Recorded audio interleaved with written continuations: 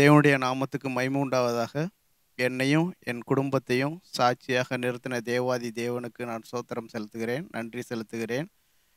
2 மாதத்துக்கு முன்பாக ஏப்ரல் 25ஆம் தேதி எனக்கு ஆக்சிடெண்ட் ஆகிடுச்சு. எனக்கு ஆக்சிடெண்ட் ஒருத்தர் தள்ளி விட்டுட்டாரு. நான் ஒரு போஸ்ட்டில் அடித்து என்னோடய ஹெல்மெட்டு விழுந்து திரும்ப ஒரு கேனல், அது ஒரு கால்வாய், அந்த கால்வாய்க்குள்ளே உள்ளே விழுந்துட்டேன். அது ஒரு 10 அடி ஆழம் இருக்கும். ஹாஸ்பிட்டல் அட்மிட் பண்ணது அதுக்கப்புறம் எதுவுமே எனக்கு ஞாபகம் இல்லை. Praise the Lord. என்னுடைய பேர் சிந்தியா இவாஞ்சலின். கணவருடைய பேர் பொன் பீட்டர் ராஜ். எங்களுக்கு ஒரு பையன் இருக்கான், ஜோவில் எரிக் பீட்டர். நாங்கள் சானிட்டோரியத்துலேருந்து வரோம். 2019 இங்கே வந்துட்டுருக்கோம் சர்ச்சுக்கு. ஏப்ரல் 25 அன்னைக்கு ஹஸ்பண்ட் இந்த மாதிரி ஆஃபீஸ்க்கு போயிருந்தாங்க. கரெக்டாக ஒரு 2 o'clock இருக்கும். அங்கே பெர்மிஷன் கேட்டு தம்பிக்கு ஸ்கூலில் ஜாயின் பண்ணணும் அப்படிங்கிறதுக்காக அவனுக்கு ஃபீஸ் கட்டுறதுக்காக கொஞ்சம் ஏர்லியாக பெர்மிஷன் வாங்கிட்டு கிளம்பிட்டாங்க. ஒரு 2 o'clock இருக்கும். ஹஸ்பண்டுக்கு கால் பண்ணி இந்த மாதிரி நான் கிளம்பிட்டேன், நீங்கள் ரெடியாக இருங்க அப்படின்னாங்க. ஓகேன்னு சொல்லிட்டு நானும் தம்பியும் ரெடியாக இருந்துட்டு இருந்தோம். அந்த நேரத்தில் ஒரு 2:23 போல் ஒரு ஃபோன் கால் வந்தது வேறு ஒரு நம்பர்லேருந்து. நான் உடனே அட்டன் பண்ணால் ஒரு தம்பி பேசினாப்புல. இந்த மாதிரி பீட்டர் ராஜ் யார் அப்படின்னு கேட்டாங்க. என்னோடய ஹஸ்பண்ட் அப்படின்னு. இந்த மாதிரி அவங்களுக்கு ஆக்சிடெண்ட் ஆயிடுச்சு அப்படின்னாங்க. நான் உடனே சொன்னேன், நீங்கள் அவங்கள்ட்ட கொடுங்க, நான் பேசணும் அப்படின்னேன். அதுக்கு அவங்க சொன்னாங்க, இல்லை அவங்க அன்கான்ஷியஸில் இருக்காங்க, அவங்களால பேச முடியாது அப்படின்னாங்க. அப்படி சொன்னோன்னே நான் அந்த இடத்துலையே பிரேக் ஆகிட்டேன். என்ன செய்யணும்னு எனக்கு தெரியலை. உடனே நான் அழுதுட்டு ஜோம் பண்ணிவிட்டு ஓகே அப்படின்னு சொல்லிட்டு நான் என்ன பண்ணணுன்னே தெரில. நாங்கள் போய் வெயிட் பண்ணோம். அதுக்கப்புறம் தான் ஆம்புலன்ஸ் வந்தது. ஆம்புலன்ஸ் வந்ததும் ஸ்ட்ரெச்சர்லேருந்து இறக்குனாங்க. ஒன்றுமே இல்லை. நான் கூப்பிட்றேன், ஒன்றுமே இல்லை, எங்கன்னு கூப்பிட்றேன். ப்ரீத்திங் மட்டும் லைட்டாக வந்துட்டு இருந்துச்சு, பட் எந்த மூமெண்ட்டுமே இல்லை. உடனே அங்கே ஸ்ட்ரெச்சர்லேருந்து பெட்டுக்கு மாற்றிட்டு அவங்க ஃபஸ்ட் எய்ட் கூட கொடுக்கல. பட் அந்த ஸ்டூடெண்ட்ஸ் இருப்பாங்கள்ல, ப்ராக்டிஸ்க்காக வந்திருப்பாங்களா, அந்த 2 ஸ்டூடெண்ட்ஸில் ஒரு பொண்ணு மட்டும் வெண்டிலேட்டர் வச்சுருந்துச்சு. உடனே ஒரு ப்ரைவேட் ஹாஸ்பிட்டல்லேருந்து வெண்டிலேஷனோடைய ஒரு ஆம்புலன்ஸ் வந்ததுமே நாங்கள் என்ன பண்ணிட்டோம்னா, அங்கே ஷிஃப்ட் பண்ணலாம் அப்படின்னு சொல்லிட்டு உடனே கொண்டு போயிட்டோம். அங்கே போனோடனே அவங்களுக்கு அதுவரையிலும் ப்ளீடிங் ஆகிட்டே தான் இருக்குது. அங்கே போனோடனே எல்லாம் க்ளீன் பண்ணிவிட்டு அவங்க என்ன பண்ணாங்கன்னா, இவர் அன்கான்ஷியஸில் இருக்கிறதுனால நம்ம சிடி ஸ்கேன் எடுக்கணும் அப்படின்னாங்க. அவங்க ஒன்றே போனோன்னு தான் தெரிஞ்சது ஹெட் இன்ஜுரி வேறு ஆகிருக்கு, ஜா லைனில் கட் ஆகிருக்கு, ப்ளஸ் ஹேண்டு ஃப்ராக்சர் வேறு. அவங்க என்ன சொன்னாங்கன்னா, ஹெட் இன்ஜுரி தான் நம்ம ஃபஸ்ட்டு பார்க்கணும். ஏன்னா ஸ்கல்லுக்கும் பிரெயினுக்கும் நடுவில் பிளட் கிளாட் ரொம்ப பெருசாக இருக்குது. அந்த பிளட் கிளாட் என்ன ஆகுதுன்னா, பிரெயினில் போய் கம்ப்ரெஸ் ஆகிறதுனால கொஞ்ச நேரம் தான் இருக்கும், இல்லைன்னா மெமரி லாஸ் ஆயிரும், அவருக்கு மெமரி திருப்பி வர்றது கஷ்டம் அப்படின்ட்டாங்க. நான் உடனே அதுக்கு என்ன பண்ணணும் சார் அப்படின்னே. அதுக்கு ஆப்ரேஷன் பண்ணணும்.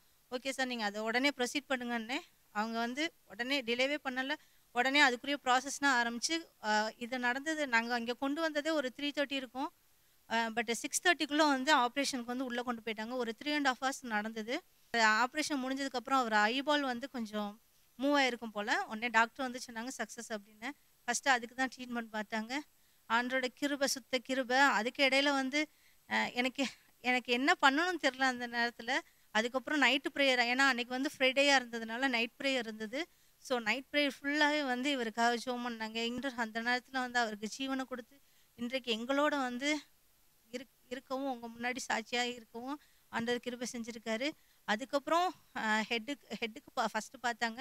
அப்புறம் ஒரு 5 daysக்கு அப்புறம் தான் ஜா லைனில் பிளாஸ்டிக் சர்ஜரியும், இது ஹேண்டில் 2 சர்ஜரியும் நடந்தது. ஆண்டோட சுத்த கிருபை. அவர் இன்றைக்கு எங்களோட உயிரோடு இருக்கிறது. நான் 12:30க்கு வீட்டுக்கு போனேன். ஆண்டர்கிட்ட ஃபுல்லாக ஜெபம் பண்ணது ஒன்று தான், இசப்பா நீங்கள் ஜீவனை கொடுங்க, உங்களால் எல்லாம் முடியும் அப்படின்னு. ஆண்டவர் எனக்கு ஒரே ஒரு வார்த்தையாகப்படுத்தினார். ஏசாயா 40:31. கர்த்தருக்கு காத்திருக்கிறவர்களும் புதுபலன் அடைந்து கழுகளை போல சிறகுகளை எடுத்து எழும்புவார்கள்னு. இன்னொன்று ஒரு பாட்டை பாடிக்கிட்டே இருந்தேன். இக்கட்டில் மனிதர் உதவி இல்லாமலே அற்று போனாலும் எனக்கு ஒத்தாசையே தினம் தப்பாமலே இயேசு நாமத்தில் கிடைத்திடுமே. அந்த சாங்கை நான் பாடிக்கிட்டே இருந்தேன். ஆனால் மனுஷங்களில் தயவு கிடைக்க செஞ்சு எவ்வளவோ மனுஷ தயவு இருந்தாலும், ஆனால் ஆண்டோட தயவு இந்த தடவை கிருபையும் எங்களுக்கு குடும்பத்துக்கு ரொம்ப அபரிவிதமாக ஆண்டவர் கொடுத்துருந்தாரு. கர்த்தருக்கே மகிமை உண்டாவதாக. பார்த்தீங்கன்னா, என்னோட லெஃப்ட் ஹேண்டில் ஃபோராமில் 2 போனுமே 3 பீஸாக உடஞ்சிருச்சு. 2 பிளேட் வச்சுருக்காங்க. அதுக்கப்புறம் என்னோட ஜா லைனில் இந்த பக்கமாக கட் ஆகிடுச்சு ஃபுல்லாகவே. அதுக்கப்புறம் இங்கே காதுலேருந்து ரத்தம், மூக்கிலேருந்து ரத்தம். தேவன் கிருபையால் என்னை காப்பாற்றினார். அ அ அதுக்கப்புறம் வந்து ஆப்ரேஷன் பண்ணி தலைக்கு மட்டும் தான் ஆப்ரேஷன் பண்ணியிருக்கிறாங்க. கையிலலாம் எனக்கு பண்ணது எனக்கு ஞாபகம் இல்ல. பட்டு கையில பண்ணியிருக்கிறாங்க. கையில வந்து 5 நாளுக்கு அப்புறம் தான் பண்ணேன். கையிலயும், இங்க ஜா லைன்லயும்.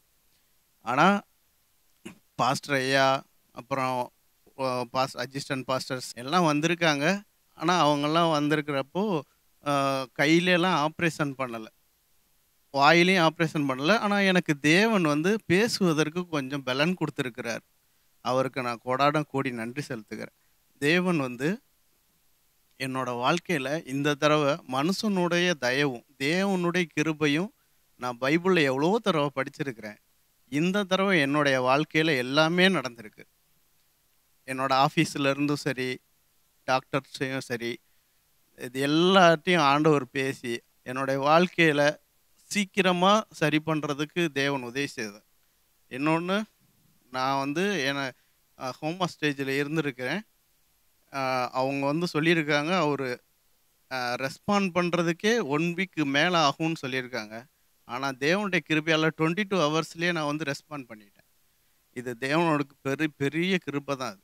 அதுக்கப்புறம் வந்து இது போன் உடைஞ்சது கூட ஒண்ணும் பிரச்சனை இல்ல. தலையில இங்கருந்து இங்க வரைக்கும் ஆப்ரேஷன். அது இல்லாம இந்த இடத்துல இப்படி 2ஆ உடைஞ்சு போச்சு. இத உள்ள உதட்டுக்குள்ள கிழிச்சு, உள்ள வந்து ஒரு பிளேட் வச்சிருக்காங்க. அப்ப கூட இந்த இது வந்து அப்பப்போ மூவ் ஆகும். எனக்கு இங்க கொஞ்சம் பல்லு கேப் இருக்கு. நாங்க தேவனுடைய கிருபைய வந்து இங்க ரொம்ப உணர்ந்தேன். இன்னொன்னு எனக்கு ரொம்ப ஹெல்ப் பண்ணாங்க நெறைய பேரு. நான் ஐசியூல இருக்கும்போது திடீர்னு ஒரு சவுண்டு. நான் வந்து எத்தனையோ நாட்கள் வந்து திடீர்னு 12 மணிக்கு எந்திரிச்சு ஜெபம் பண்ணுவேன். 4 மணிக்கெல்லாம் ஜெபம் பண்ணியிருக்கேன். 3 மணிக்கெல்லாம் ஜெபம் பண்ணியிருக்கேன்.